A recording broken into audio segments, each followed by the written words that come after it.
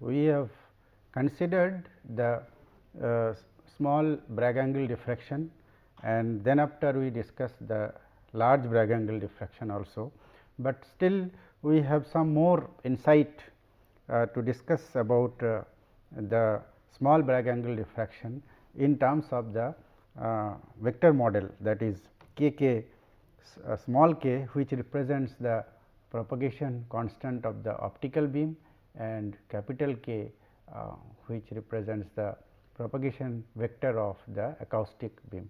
So, under that with that understanding, we will look at the plus order diffraction, alpha beta relations, Bragg condition.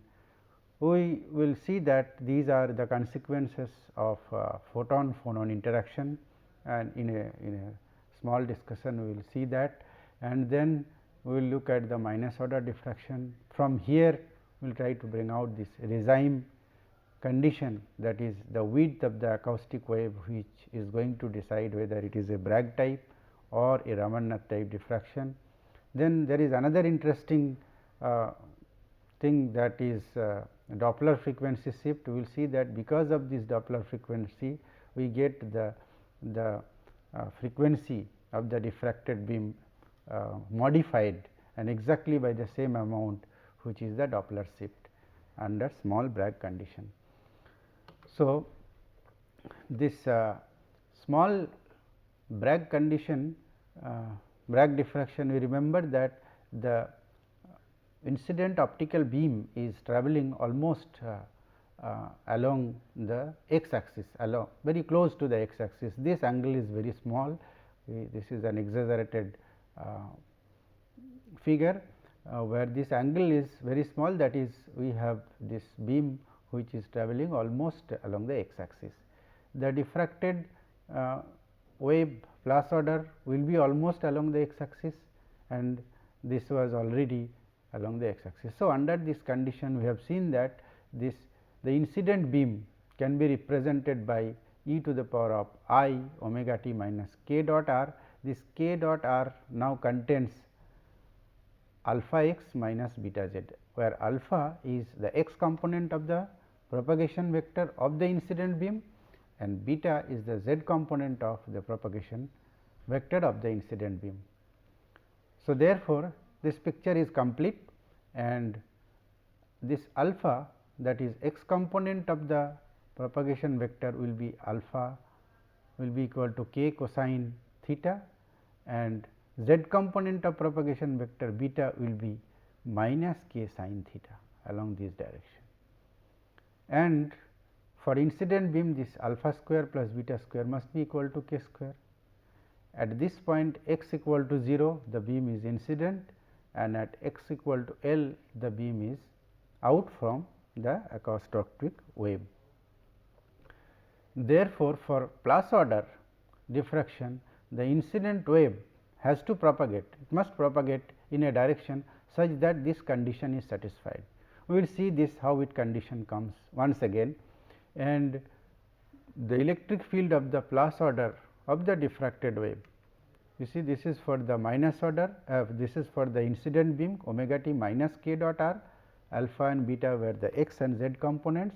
Similarly, for the plus order diffracted beam, A plus is the amplitude, alpha plus and beta plus will be the x and z component of the propagation vector of the diffracted wave, plus order diffracted wave, and they must hold this relation alpha plus.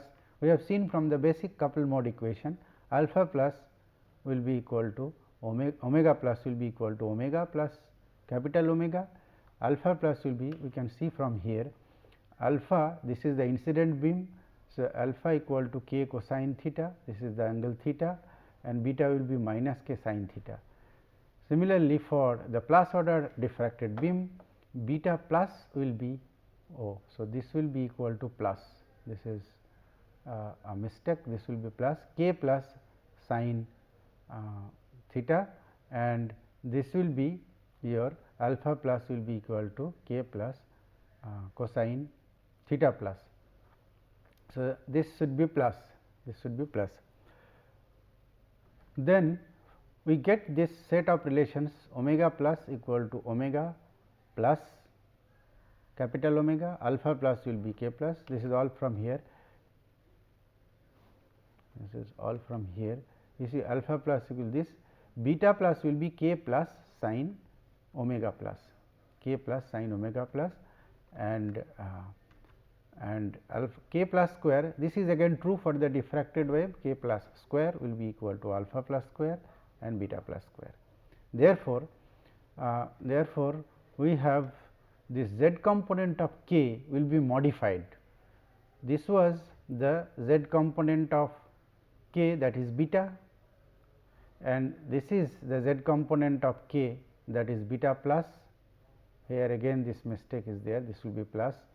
So, this beta will be modified to beta plus by the addition of this k vector which is along this direction. So, we put them in the order beta plus this k vector is equal to beta plus vector.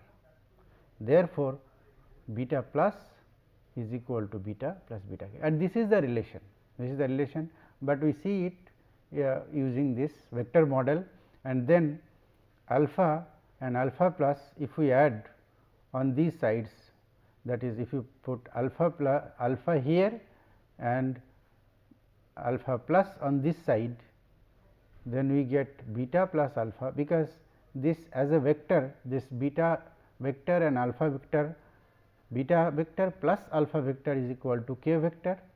So, that is what we are writing here, k vector plus this k, which is the vector due to the acoustic wave, will be this plus capital K is going to modify this into this k plus.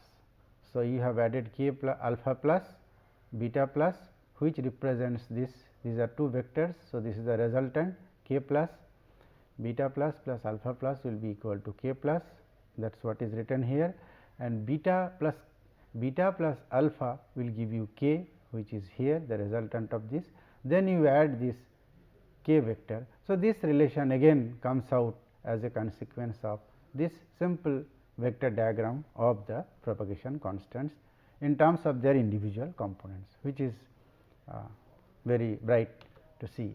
Then in this form, that is, this was the incident, sorry, this is the incident wave direction of k, you can see from here incident wave, there is a direction of k and it is exactly in the same direction.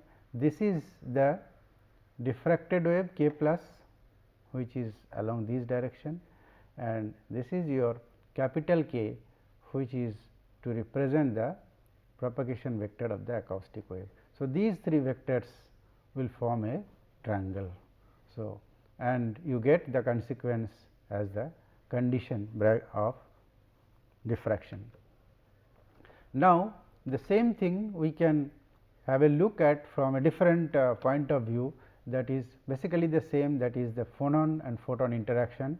You have an incoming photon which is hitting this acoustic wave, and this acoustic wave which has a propagation vector k, incoming phonon has a propagation vector photon k, omega is the frequency.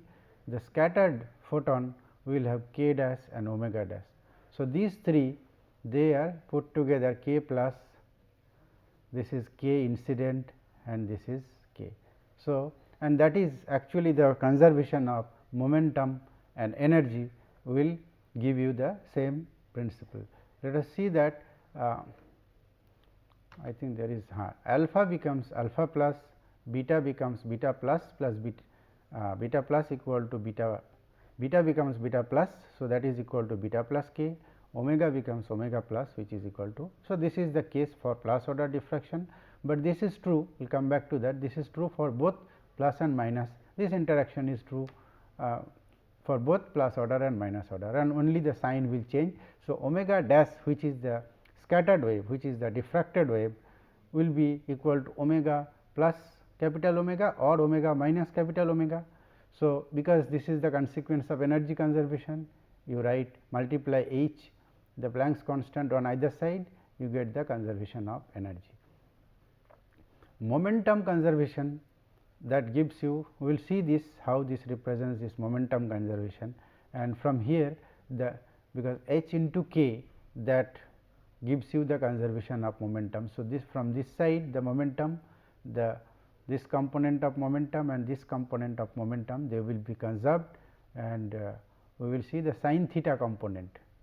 So, this component and on either side for the incident and diffracted beam will remain constant, and that gives you the Bragg condition. So, from this simple picture, that is photon interaction, we can bring out the Bragg relation, that is twice lambda sin theta dash equal to lambda by n. This k equal to, we can put k equal to k 0 into n. So, you get this same relation.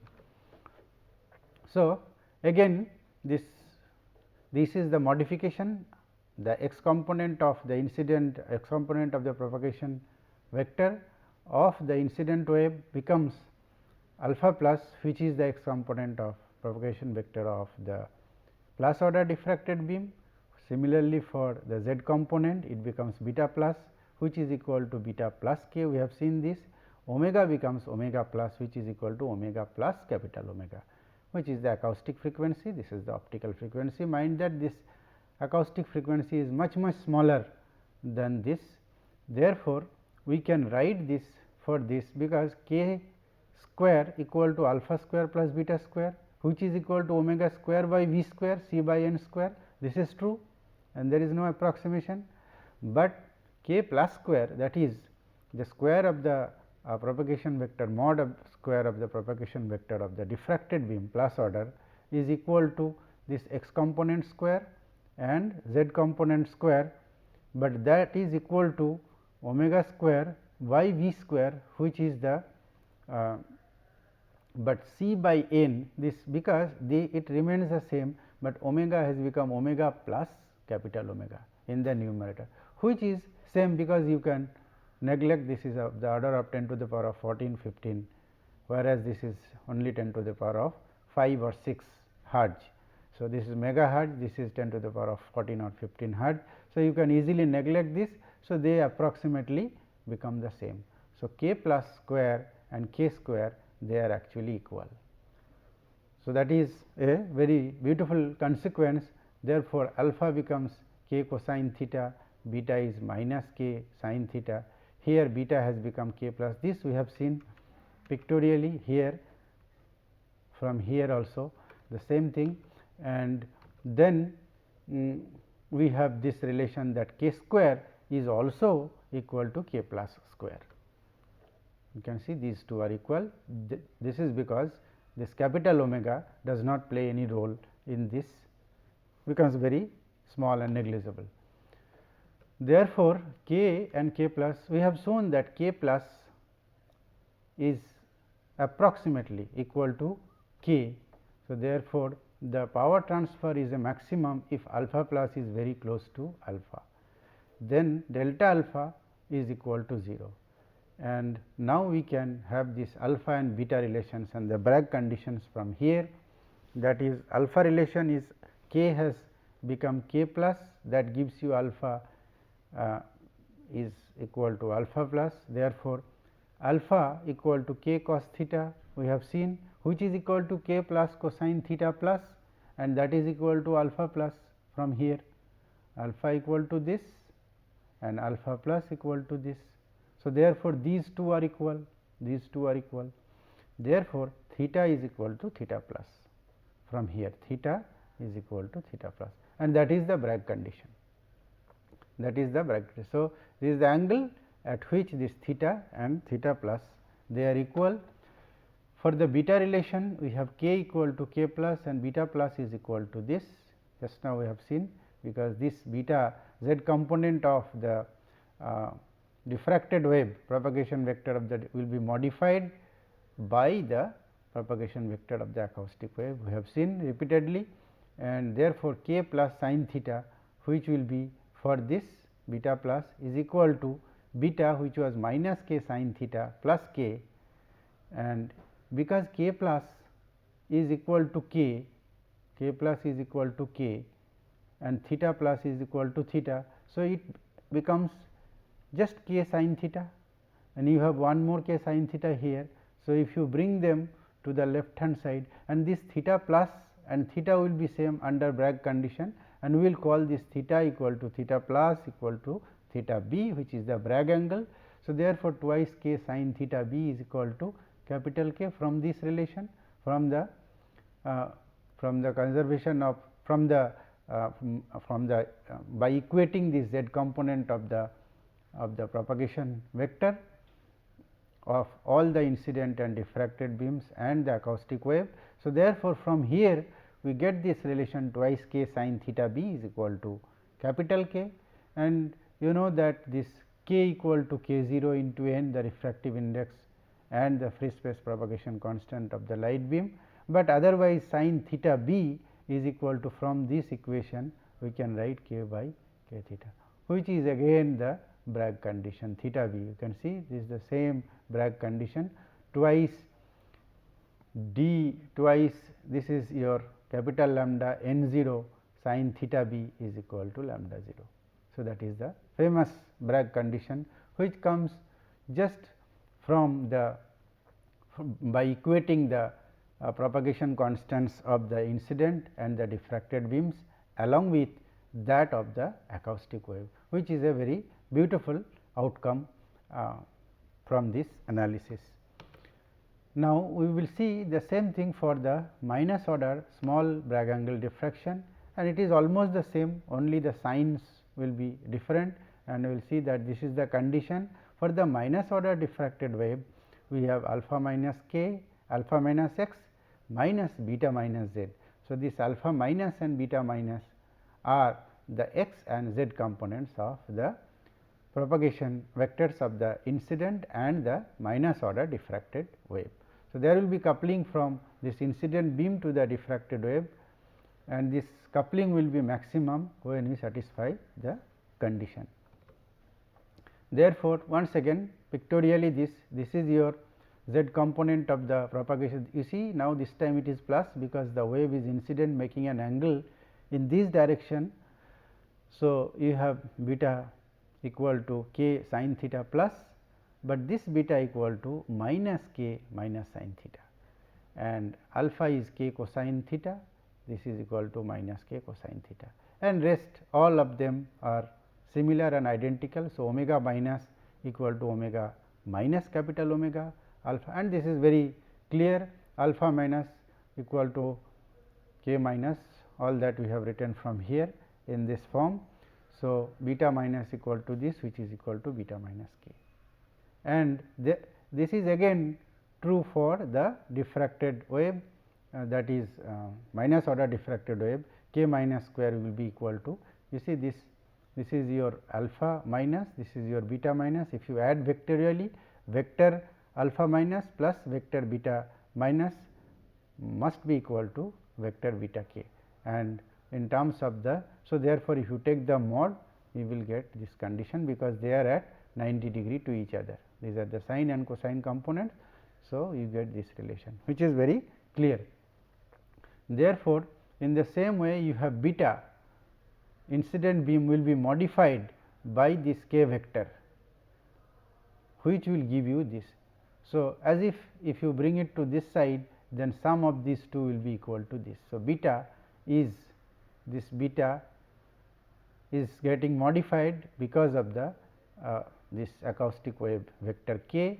So, if you add this, then you will get this equation. Now, you have beta minus equal to beta plus k.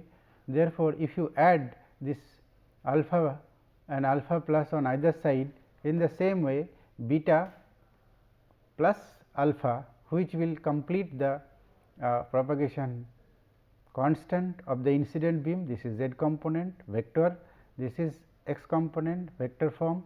So, the resultant vector is this.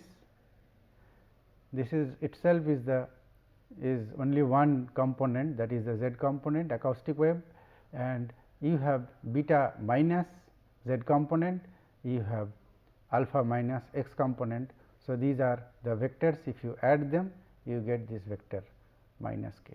So, which is very elementary, and therefore, this equation comes directly from the vector addition of this.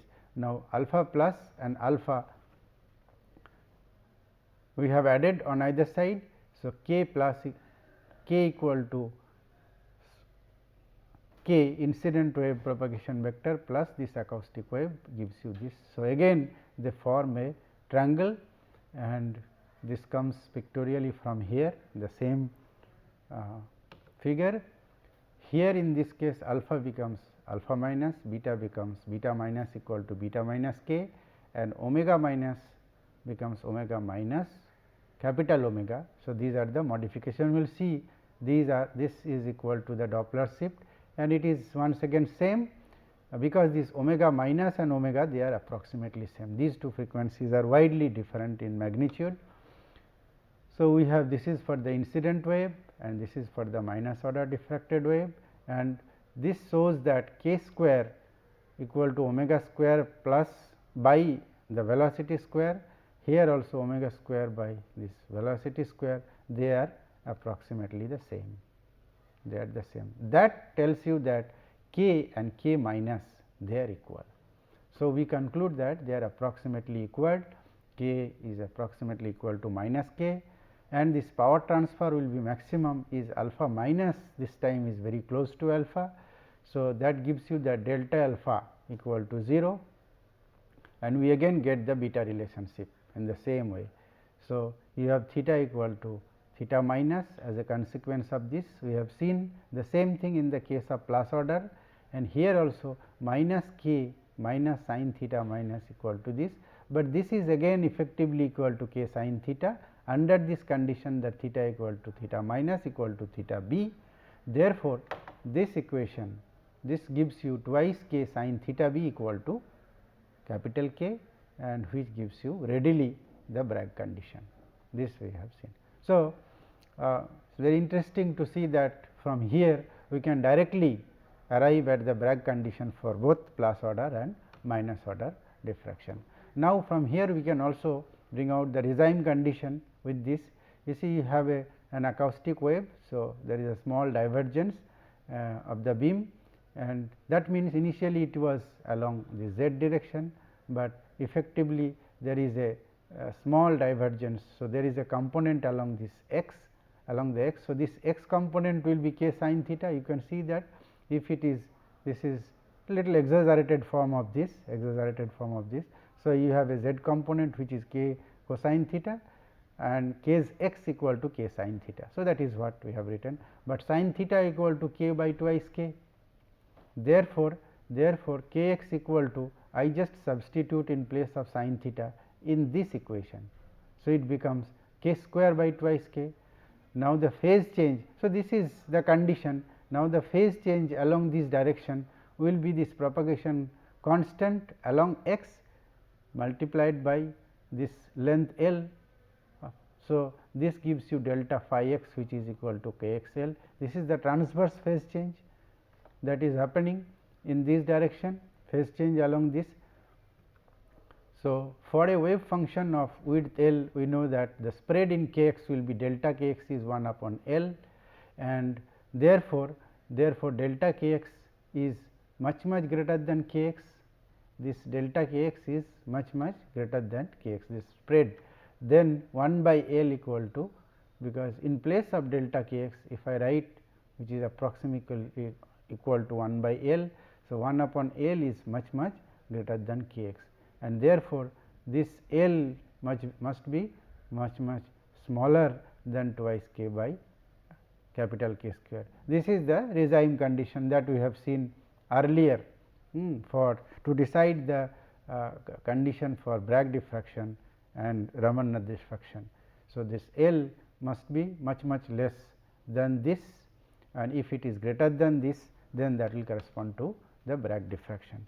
Then there is another very interesting part associated with this Bragg angle diffraction. You can see that the frequency of the diffracted wave undergoes a change by an amount that is equal to the acoustic frequency minus omega or plus omega for minus order and plus order. This is very clear and very distinct, and the Doppler shift we will see that this delta omega is exactly equal to this capital omega, delta omega, and that is and it will be treated as a moving reflector. We can see from here, this is the Bragg diffraction condition. You have an incident beam and this is reflected from this stack of this periodic variation of the refractive indices, and the Doppler condition is delta nu by nu, which is equal to nu by c. This is the Doppler frequency shift condition, and where v is the velocity of the light source, or in this case it could be a moving source or moving mirror. So, these two conditions we put together, then we will see what happens. Let us suppose you have a source and which is actually the incident optical beam to the acoustic wave, to this acoustic wave, and this acoustic wave, it undergoes a periodic, it is a travelling wave. So, therefore, this can be thought of, looked upon as a moving mirror. So, there is a velocity of the acoustic wave which is V s, velocity, sound wave, or V s, and there is a component of the sound wave V s sin theta along this direction, because you can always decompose this velocity of the acoustic wave into two mutually perpendicular directions. So, this is the velocity of the acoustic wave in this direction. Therefore, when the optical beam is reflected from here, it will see a mirror which is moving in this direction, but the velocity of this mirror will be v sin theta, you can see from here, which is v sin theta. But this moving mirror, the source will be travelling with twice the velocity of the mirror, that is, source moves with a velocity twice v s sin theta. So, this is the effective velocity of the source or the moving mirror, and that is what we will use here to v s sin theta in the condition of Doppler frequency shift. So, delta nu by nu was equal to v by c. So, delta nu equal to nu times v by c. Nu, the frequency of the optical wave, can be written as c by lambda, and for v, that is the velocity of the moving source, twice v s sin theta by c. This c cancels, you get twice v s sin theta by lambda, which is equal to 2 sin theta by lambda into v s. 2 sin theta. So, sin theta by lambda, 2 sin theta by lambda, this is equal to what? This is, if you look at the Bragg condition, 2 capital lambda sin theta equal to lambda. So, we can write this equal to lambda. So, this twice capital lambda sin theta is equal to small lambda. So, 2 sin theta by small lambda is equal to capital lambda. So, V s by capital lambda, but this is equal to the frequency f s, which is the frequency of the, this is the shift, this is the delta nu shift in the optical frequency, and f s, you see, this is nothing but the frequency of the acoustic wave. Therefore, f s, that is the frequency of the acoustic wave, is equal to delta nu, which is a very beautiful consequence. You have this moving mirror in this direction, this is the source, we can, this is an equivalent figure for this. You have a mirror and the source is here, it is getting reflected from here, and the observer here will see that the source is here, the light is appearing to come from this side, and because this mirror is moving with a velocity v s, as if in this direction the mirror is moving with a direction with the velocity of twice v s sin theta, and this effect of this moving mirror in terms of the velocity, that is twice v s sin theta moving source, we get this condition, that is twice V s sin theta by c. So, very interestingly we see that this Doppler shift in the frequency of the diffracted beam is exactly the frequency of the acoustic wave. So, it can undergo a change increment by plus omega, the acoustic frequency in the case of plus order, and in the case of minus order diffracted beam, this optical frequency will be modified by a frequency which is equal to acoustic wave, but it will be a decrement, it will be subtracted from the original frequency omega, small omega minus capital omega, and that is very interesting. Okay. So, I conclude by saying that this propagation constants, longitudinal and transverse components from this KK model, we arrive at for the plus order diffraction and also for the minus order diffraction, the alpha beta relations, the Bragg conditions, and we also seen it from the point of view of photon phonon interaction. Phonon was attributed to the acoustic wave, and photon is to represent the optical wave. Therefore, this interaction also brings out this Bragg condition. Then for minus order diffraction, we looked at the Regime condition, that is the line below and above the Ramannath and Bragg diffraction should occur. Then finally, we looked at a very interesting aspect of this acousto-optic diffraction in terms of the Doppler frequency shift. Incidentally, it is very interesting that this Doppler frequency shift, which is the change in the frequency of the incident beam to the diffracted beam, is exactly equal to the frequency of the acoustic wave. Thank you very much.